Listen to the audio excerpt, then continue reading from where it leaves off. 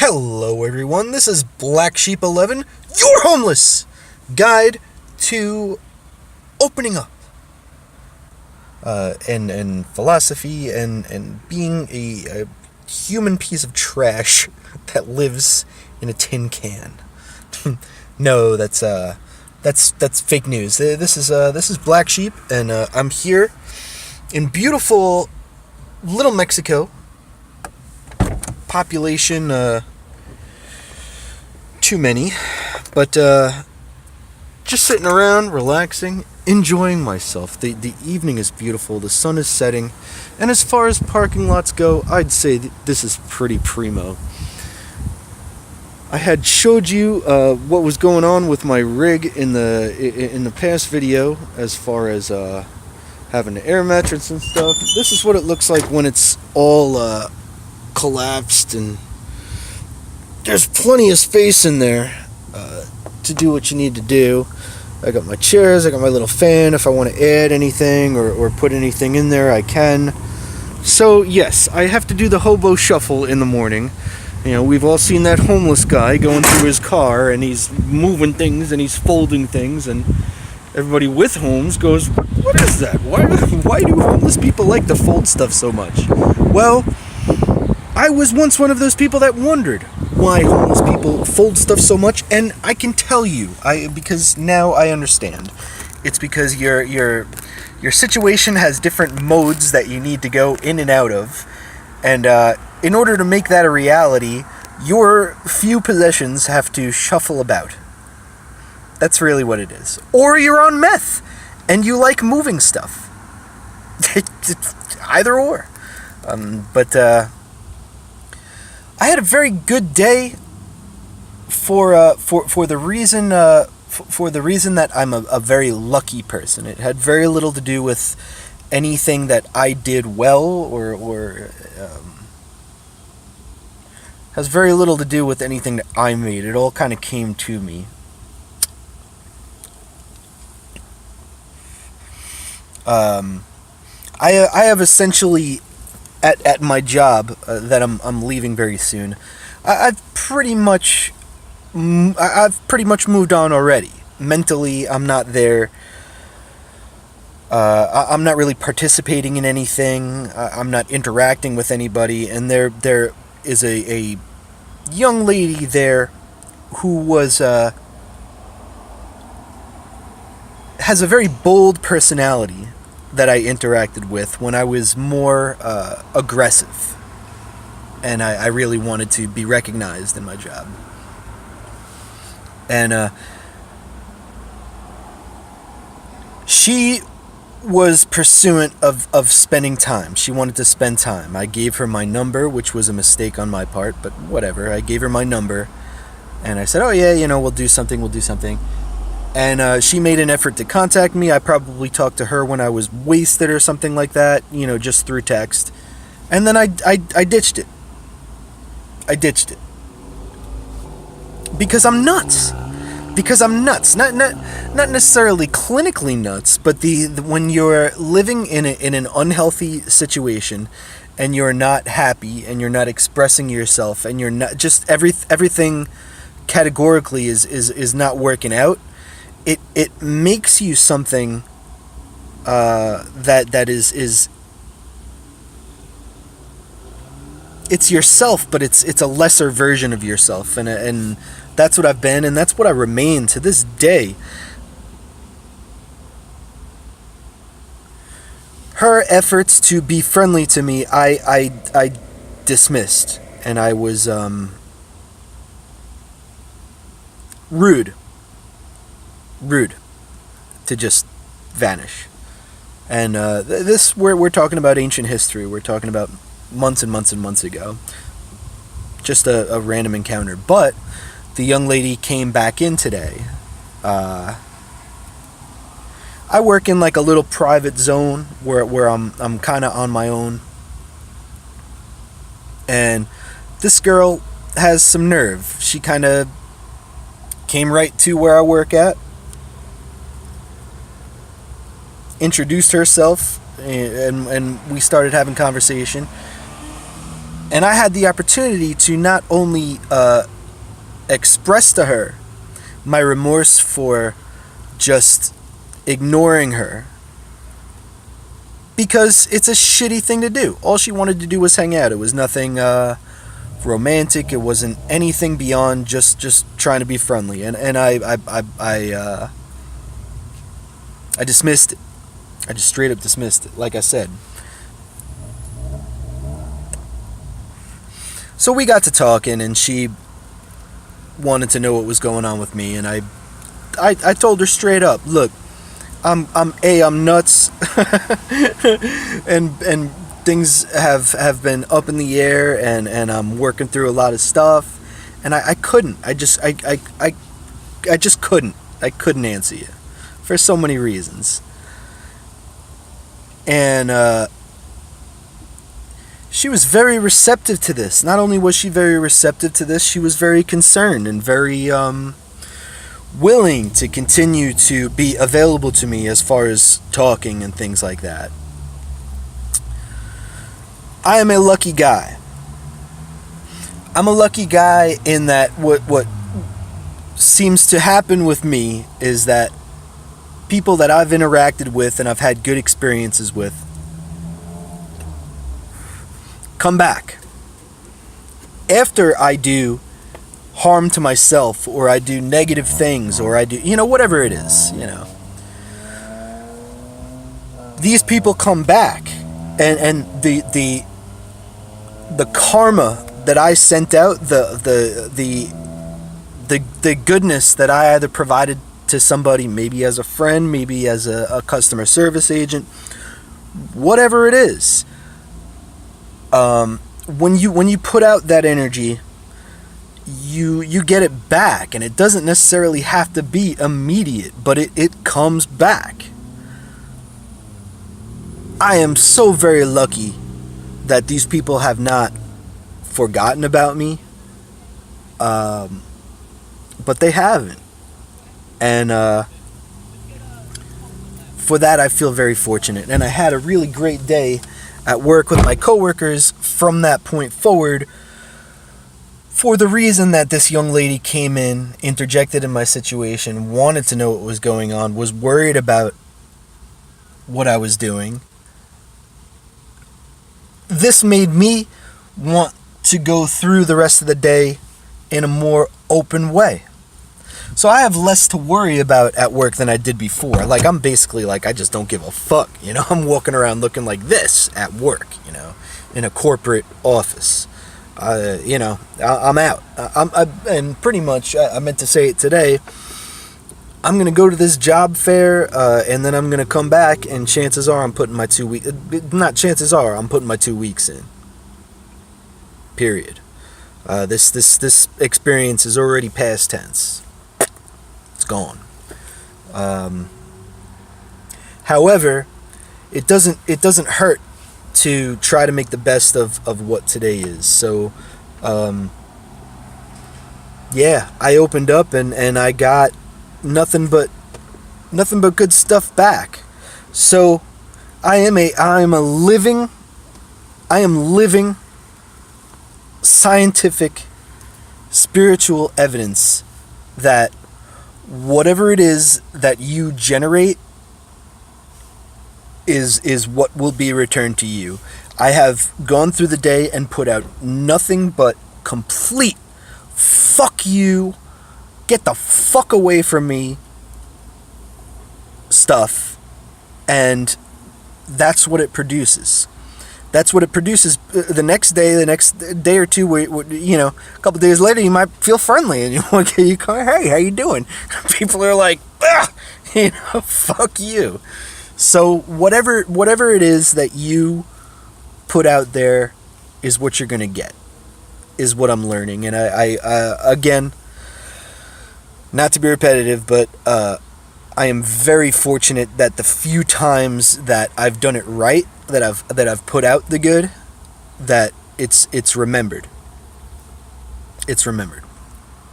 So that was something about my day, and something that I wanted to talk about. as far as the homeless experience is concerned, or mobile dwelling or whatever, if you want to rob me of the term homeless, go right ahead. I like it. I'm going to use it. I ain't got a home.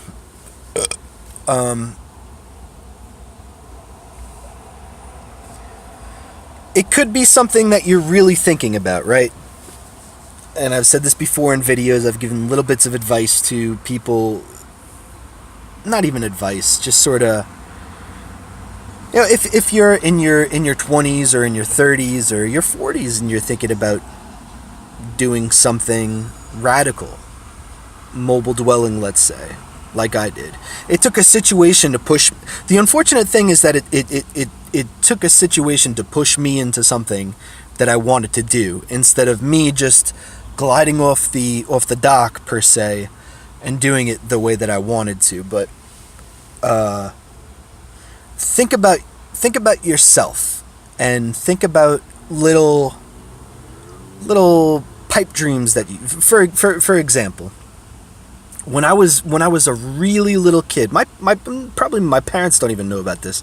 When I was a really little kid, probably the first thing that I really wanted to do was be a stand-up comedian. That was the very first thing that I ever wanted to do, from the point that I was really, really young. I'm talking, a baby.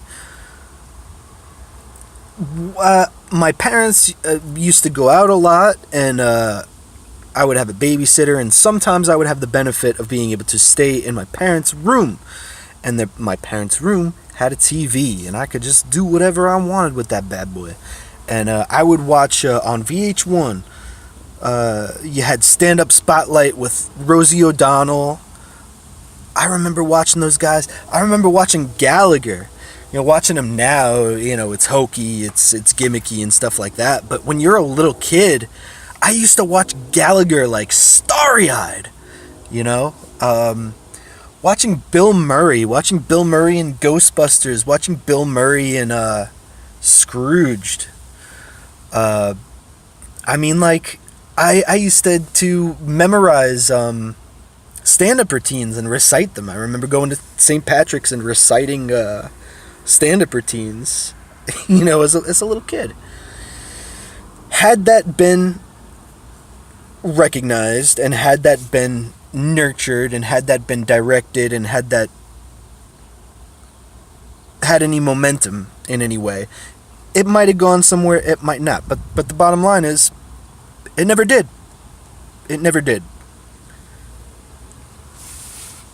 I got a little bit older, and I got into pro wrestling, right? And I never, I never watch it now because it's horrible. But like when I was a little kid, it was something that I was passionate about. I really, really cared about it. It was before the internet, and it was, people still kind of believe that there was some reality to it, or at least I did, because I was a little kid. Boy, oh boy, pro wrestling, man. It absorbed, I was obsessed. I would watch it, I would watch the pay-per-views when it was all scrambled. If you didn't pay for it, you could still hear the play-by-play, and it was all scrambled, but every so often you'd catch a little bit of it. I'm looking for my cigarettes. I don't know what the fuck I did with them. If it was on in Spanish, I would watch it in Spanish. I told my folks, and I told people that my folks had over to my house, that I was going to be a pro wrestler. But was it realistic? No. It's a 1 in 1,000 chance, right? You'd have to either put yourself wholly into it, or fuck it. And it was good advice that I took, but long story made short, I never went for it.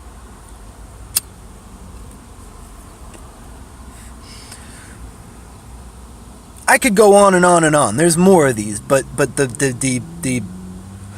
thing of it is, the people that have success are the ones that said, I don't really care how realistic it is. I don't really care that it's nuts. that my chances of success are like zero. I don't give a fuck. Hold on. My battery's running out.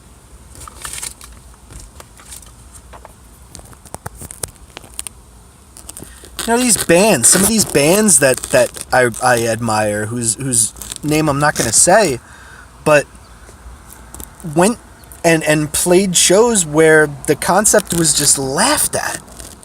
I mean, or even like a new stand-up comedian, whatever art form or whatever endeavor that you're going into that's off the beaten path, or any lifestyle that you're thinking about that's off the beaten path, you're going to encounter an enormous amount of people that are going to say, you're out of your fucking mind. This is stupid. This is stupid.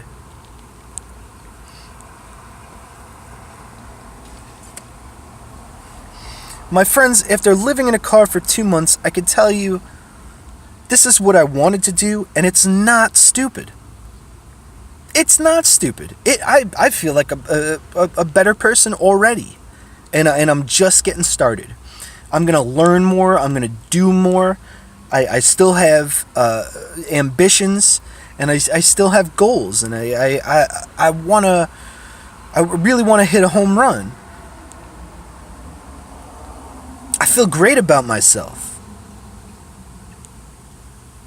All I'm doing is inflating an air mattress, and I'm putting it in the back of a truck, and I'm sleeping at Walmart. You know, I'm not I'm nothing special. I'm a jerk off.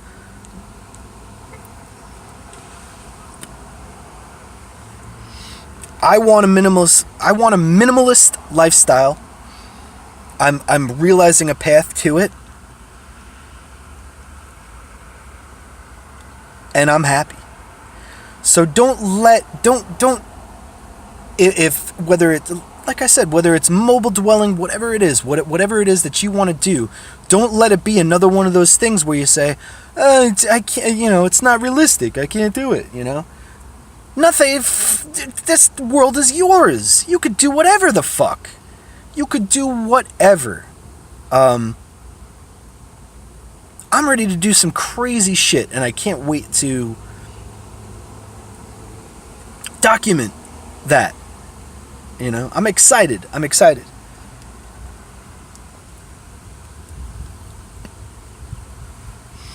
going to close up with this. YouTube is a big part of my life. I feel like it represents a time where I became, where I kind of detached myself. Even just watching advertisements, you still get them. We didn't have them back when I started out, but when you watch regular TV after you've cut it off for years and years and years, you realize how much they're selling you. It's crazy. There's all sorts of negative stuff that you get from mass media, from television. That's a whole video unto itself, but YouTube is important to me, okay? And the people that I interact with here are important to me. I respect everybody that I subscribe to. I don't click that subscribe button if I'm not feeling it, if I don't think it's important. And there have been so many times where I've watched videos where people have said really profound things or really identifiable things, and I've wanted so bad and you throw a comment up there, and I've had some really great interactions with them, and I've lost out on some, and people don't answer. How could you? If you're a big timer, you're not going to catch, Danny Boone from Rehab is not going to catch my fucking little bunk. You're my hero, man. He's not going to catch it. But I will. So this channel is a community. This is a community. We are the Black Sheep community. And my phone is on me all the time. Anything that goes up, I see it. So if there's any time where you want to vent, or you want some advice, or you want to tell me that I need advice, if you think that I'm fucking stupid, talk to me. That's what I'm here for. I'm here to talk about my homeless experience, and I'm here to be the same as the YouTubers that I watched, or the musicians that I listened to, or the wrestlers that I watched, or whatever entity it is that I looked at and I said, man, that makes me feel good, or that changes things for me, or that makes me feel more human. That's what YouTube is all about. That's what we're all here for. So let's all embrace that we are transistors of energy, man. And we're one thing. We're one thing. Feel free to have discussion here. I would love to talk to you. I feel great. I had a wonderful day. I thank you for the attention. Have a pleasant evening. I'll catch you next time.